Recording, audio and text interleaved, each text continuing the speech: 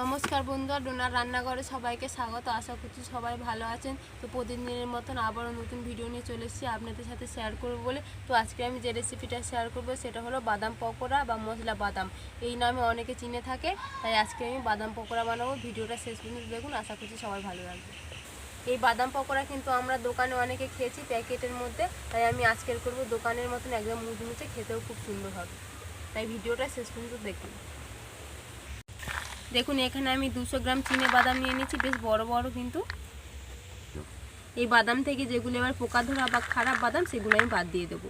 যেমন দেখুন, এই একটা বাদাম, এটা আমি বাদ দিয়ে দেবো।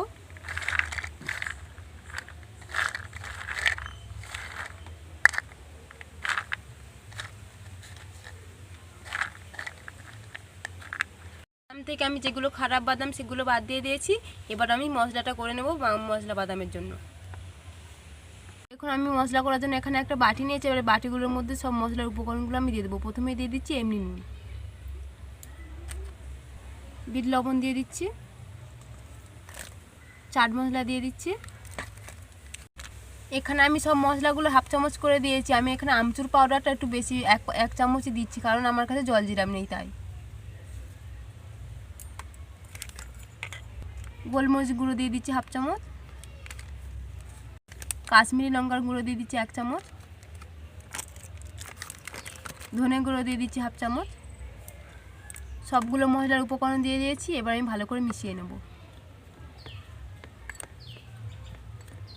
এই মশলা বাদামটা বাচ্চারা খাবে, তাই আমি বেশি ঝাল দিইনি। আমি এখানে কাশ্মীরি লঙ্কার গুঁড়ো দিয়েছি, তাই আমি এমনি লঙ্কার গুঁড়ো আর দিইনি। মশলাটা আমার মেশানো হয়ে গিয়েছে দেখুন। এবার এটা আমি এক সাইডে রেখে দেবো। মশলাটা বানিয়ে নিয়েছি, এক সাইডে রেখে দিয়েছি। এবার আমি পকোড়া করার জন্য একটা ব্যাটার তৈরি করে নেব। তার জন্য দেখুন, এখানে আমি 150 গ্রামের মতন বেসন নিয়ে নিয়েছি। এবার এর মধ্যে মশলার উপকরণগুলো আমি দিয়ে দেবো। নুন দিয়ে দিচ্ছি,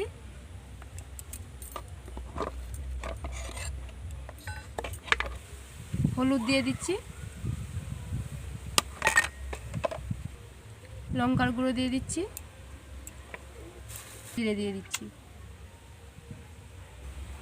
কালো জিরে দিয়ে দিচ্ছি। এবার আমি ভালো করে মিশিয়ে নেব। খাওয়া সোডা দিয়ে দিচ্ছি হাফ চামচ, ছোটো চামচের হাফ চামচ।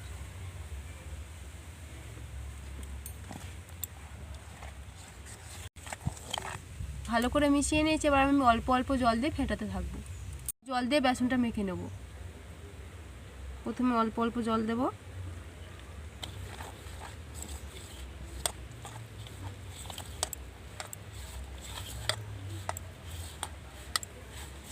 আর একটু জল দেব।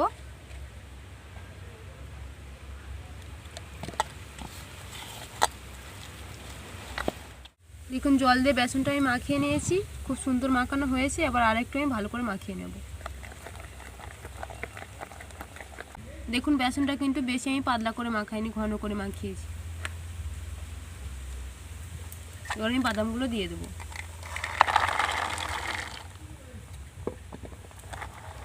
এবার আমি বাদামগুলো একটু মাখিয়ে নেব।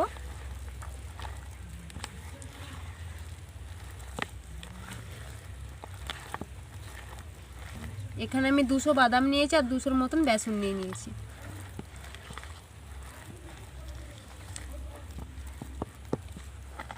দেখুন, বাদামটা আমি মাখিয়েছি।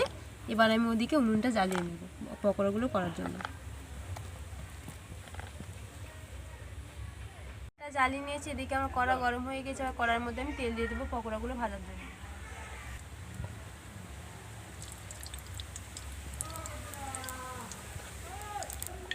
তেলটা আবার ভালোভাবে কিছুক্ষণ গরম হবে।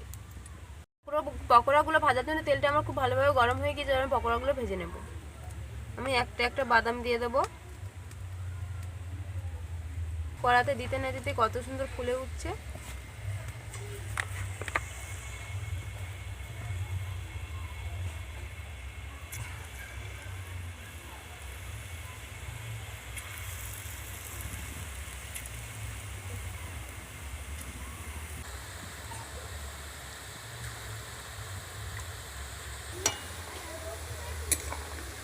একটু নেড়ে চেড়ে ভালো করে ভাজা ভাজা করে নেব। আমি কিন্তু আঁচটা একদম কমিয়ে রেখে পকোড়াগুলো ভাজছি, তাই পকোড়াগুলো আমি একটু লাল লাল করে ভেজে নেব।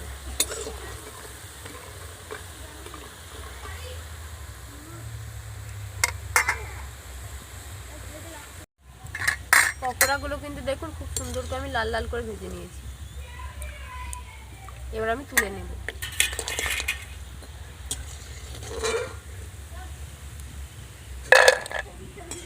দেখুন কত সুন্দর আওয়াজ হচ্ছে।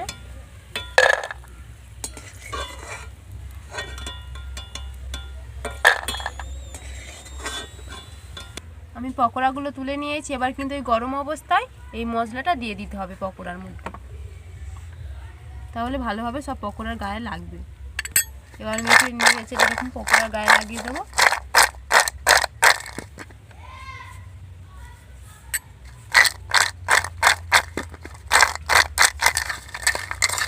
চামচ দিয়ে এভাবে মাখিয়ে নেব। দেখুন কত সুন্দর মাখানো হয়েছে। এবার বাকি পকোড়াগুলো আমি একই রকম করে ভেজে নেব। আর একবার আমি ভেজে দেখাচ্ছি আপনাদের।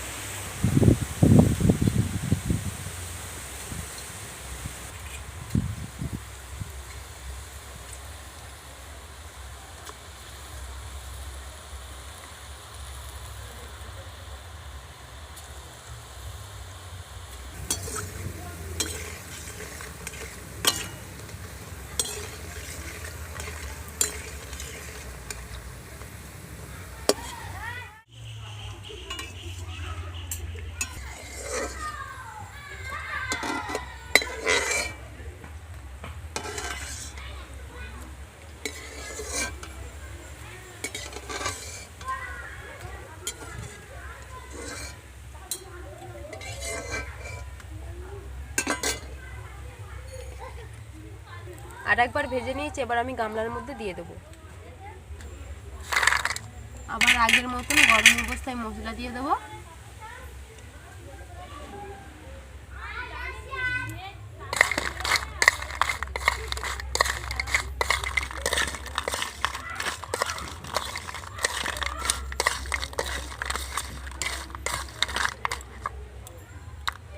সবগুলো এবার একই রকম করে ভেজে নেবো, নিয়ে আপনাদের সাথে দেখা হচ্ছে।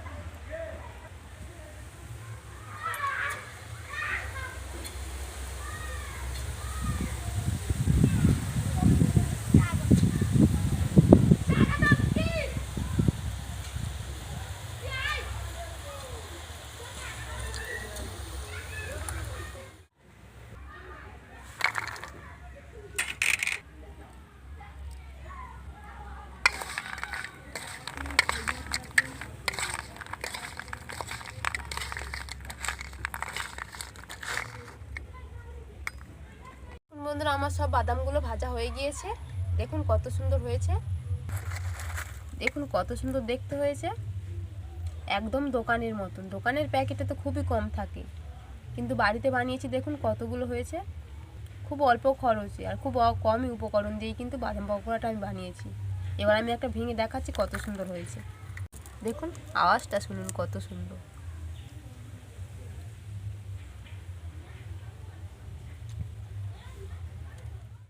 সূর্যকে রেখেছি, সূর্যকে বাদাম পকোড়া খাওয়ার জন্য। ও খেয়ে কত সুন্দর হয়েছে বলবে।